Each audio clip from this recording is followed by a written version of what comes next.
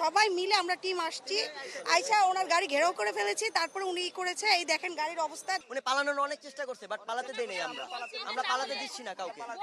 আপনারা কেন কথা বলতেছেন? কেন?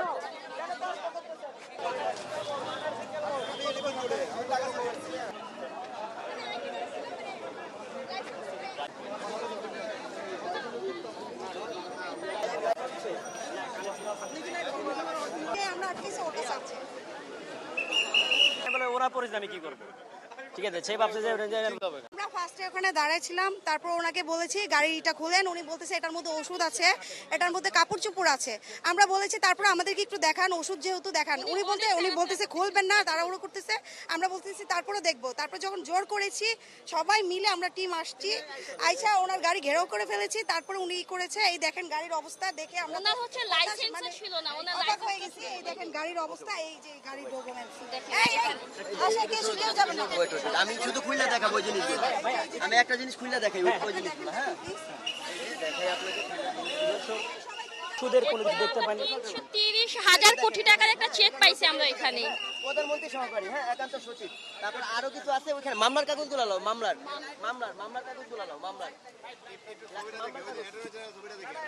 এই ওনার ছবিটা একটু দেখান, এই যে দেখি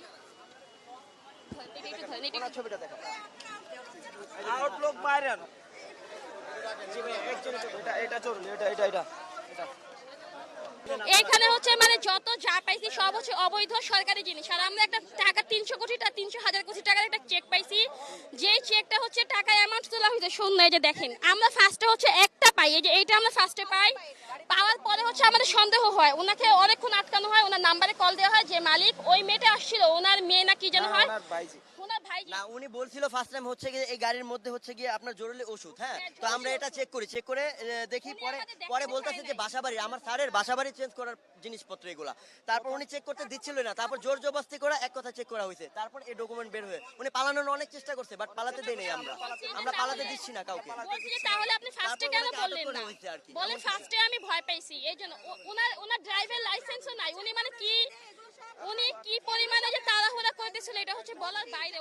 হ্যাঁ এখন আমরা হচ্ছে গিয়ে এখন সেনাবাহিনী আসবে, আমরা তাদেরকে কল দিয়েছি, তারা আসবে, তাদের কাছে সবকিছু হস্তান্তর করা হবে আর কি। আমরা সেনাবাহিনী ছাড়া এটা আমরা কারোর কাছে দিচ্ছি না, আমরা তাদের কাছেই দিব।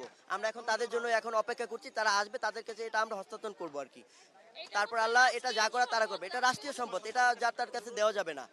এটা হচ্ছে রাষ্ট্রের সম্পদ, সেনাবাহিনী আসবে, আমরা সেনাবাহিনীর হাতে এটা তুলে দিব, তারপর হচ্ছে এইখানে আমরা ছেড়ে দিব।